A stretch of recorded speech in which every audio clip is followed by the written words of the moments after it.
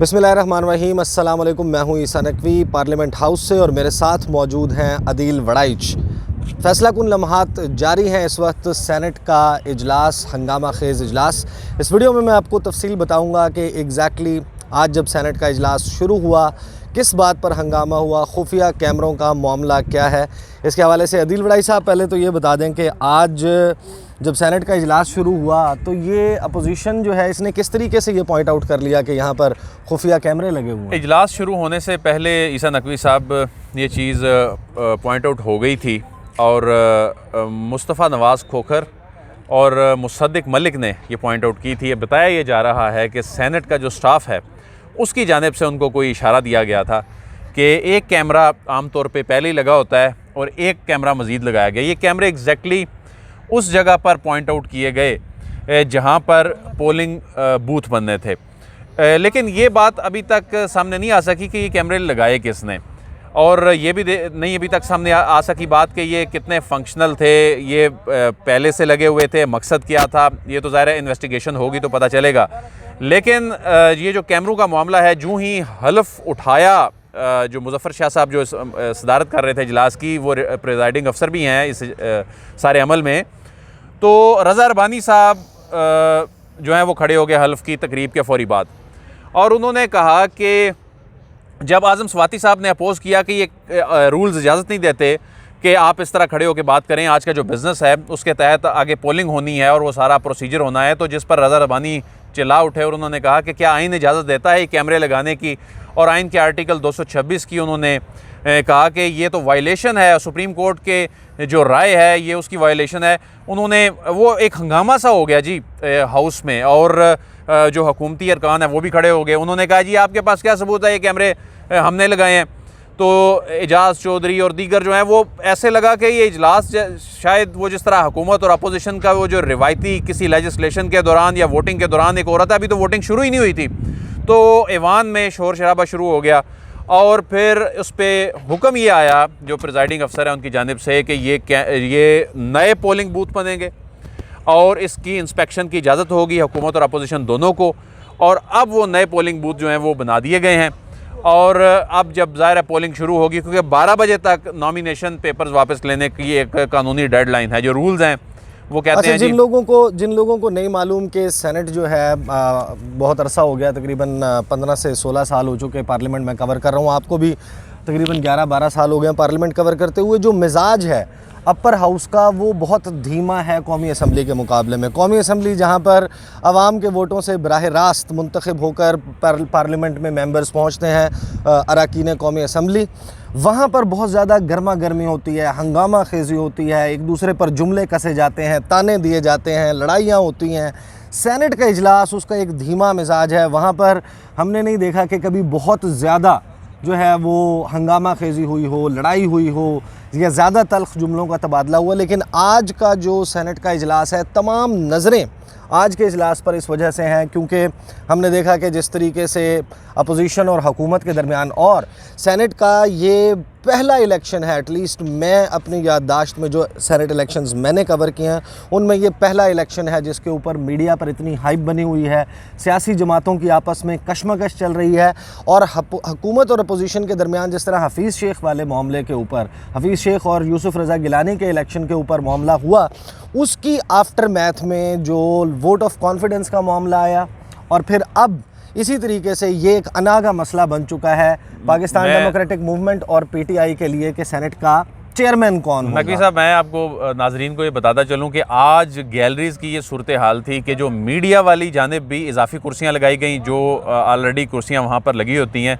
और जो visitor galleries थी वो भरी हुई थी। आम तौर पे ये मंजर देखने को नहीं मिलता, और सेनेट में तो ख़ास तौर पे नहीं मिलता, कौमी असम्बली में फिर मिल जाता है क्योंकि लोग अपने अपने हलकों से आए होते हैं, और वो हलकों के लोग जब आते हैं तो विजिटर गैलरी भरी होती है। तो ये सेनेटर्स जो हैं ये हलकों से तो नहीं आते, इनको तो अरकान कौमी और सूबाई असम्बली मुंतखब करते हैं।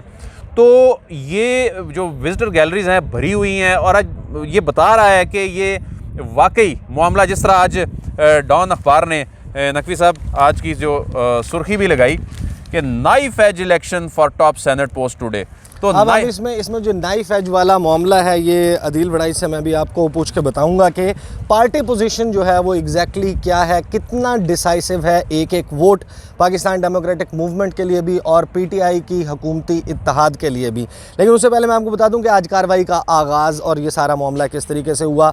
जिस तरह यूजुअली सेनेट का इजलास शुरू होता है, उसके बाद जो है वो हल्फ बर्दारी हुई।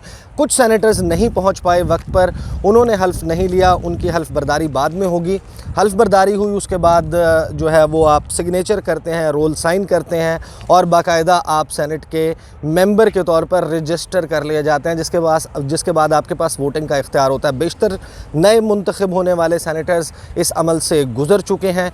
12 बजे के बाद बहुत सारे लोग जो है वो ये वीडियो देखेंगे। 12 बजे तक का टाइम है नॉमिनेशंस पेपर वापस लेने का। इस वक्त मुकाबला है चेयरमैन सेनेट की सीट पर हुकूमती उम्मीदवार और अपोजिशन के उम्मीदवार सादिक संजरानी और सैयद यूसुफ रज़ा गिलानी के दरमियान। इसी तरीके से जो डिप्टी चेयरमैन सेनेट है उसके ऊपर मिर्ज़ा आफरीदी और अपोजिशन की तरफ से पीडीएम की तरफ से मौलाना अब्दुल गफूर हैदरी।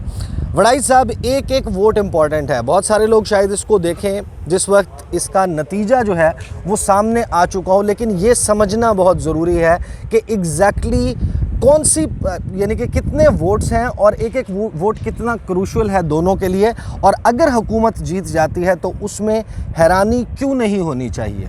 देखें, आज हुकूमत जो है ना वो डिफेंसिव पोजीशन पे नहीं है। जो हफीज़ शेख साहब वाला इलेक्शन था उसमें हुकूमत डिफेंसिव पोजीशन पे थी।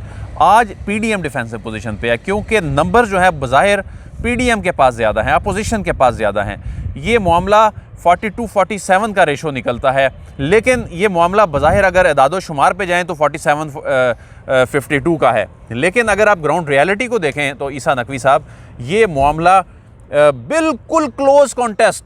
ये तो मैंने जो कैलकुलेशन की है, अगर सिर्फ नंबर्स को ही देखे जाएँ और अगर इन तमाम लोगों के अपने अपने अरकान सिर्फ अपने अपने उम्मीदवार को वोट डालें तो ये मामला 49-49 पे जाके पहुंचता है। तो ये ज़रा समझा दें लोगों को कि इस वक्त पार्टी पोजीशन नंबर्स क्या हैं, किस जमात के पास कितने सेनेटर्स हैं, और सीक्रेट बैलेट होने का मतलब, जिसके लिए अपोजिशन कह रही थी सीक्रेट बैलेट होना, ये अब उनके अपने गले कैसे पड़ने वाला है। देखें, सीक्रेट बैलेट जो है ना, आइन के आर्टिकल 226 के तहत प्राइम मिनिस्टर और चीफ मिनिस्टर के इलेक्शन के अलावा तमाम इलेक्शन सीक्रेट बैलेट के ज़रिए होंगे। लेकिन ये इलेक्शन में एक जो अहम बात है, ये इलेक्शन कमीशन नहीं करा रहा, ये सेनेट का अपना सेक्रेटेरिएट इलेक्शन कराता है। इलेक्शन कमीशन है जो सेनेट का इससे पहले इलेक्शन हुआ वहाँ तक इलेक्शन कमीशन कराता है। इसी तरह जो स्पीकर का इलेक्शन होता है या प्राइम मिनिस्टर का इलेक्शन होता है वो फिर यहाँ के मुतलका जो सेक्रेटेरिएट्स हैं ये करवाते हैं। अच्छा, अब जो सीक्रेट बैलेट है ये इसलिए इसका इम्पैक्ट जो है वो इस वक्त ज़्यादा हो गया है कि देखें, पाकिस्तान तहरीक इंसाफ पहले इल्ज़ाम क्या लगाती थी कि सेनेट इलेक्शन में वोटों की खरीदो फरोख्त होती है। इसमें अब ये तमाम जमातें सुप्रीम कोर्ट ऑफ पाकिस्तान में जाके अपोज कर चुकी हैं, जी इलेक्शन जो है सीक्रेट बैलेट से ही होना चाहिए, जो ओपन बैलेटिंग नहीं होनी चाहिए। आज जो है बुनियादी तौर पर सीक्रेट बैलेट ही गेम चेंजर होगा। उसकी रीज़न क्या है? उसकी रीज़न ये है कि आइन में, कानून में ऐसी कोई कदगन नहीं है कि कोई उम्मीदवार दूसरे को वोट दे। हाँ, अगर उसमें पैसा इन्वॉल्व हो जाए, कोई फुटेज सामने आ जाए, कोई ऐसे शवाहिद सामने आ जाए, करप्ट प्रैक्टिस आ जाए, कोई ऐसा तोहफे तहाइफ देने के वादे वईद सामने आ जाएं, तो वो फिर करप्ट प्रैक्टिस में आ जाता है। अब नंबर्स क्या हैं? नंबर्स ये हैं ईसा नकवी साहब, 26 अरकान है पाकिस्तान तहरीक इंसाफ के, लेकिन उसमें अब्दुल कादिर साहब जो हैं बलूचिस्तान से, उन्होंने ज्वाइन कर लिया पाकिस्तान तहरीक इंसाफ को। अब हो गए हैं 27। बड़े इत्तेहादी जो इनके हैं बाप बलूचिस्तान अवामी पार्टी, उनके 6 पहले थे, 6 अब आगे 12 हो गए।